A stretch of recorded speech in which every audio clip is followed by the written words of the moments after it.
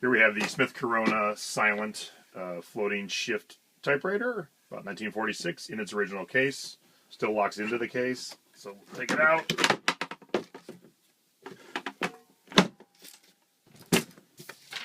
Piece of paper in. Do a quick demonstration if the keys all work.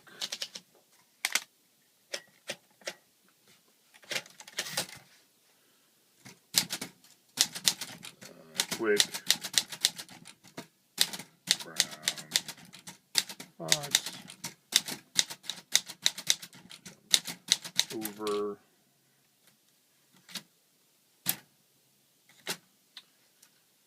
backspace. See how the backspace works? Over lazy dog.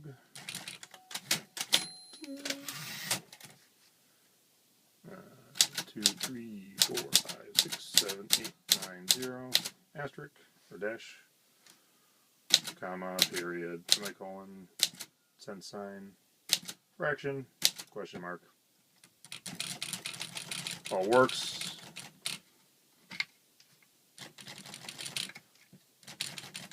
Top still opens, serial number's right in here.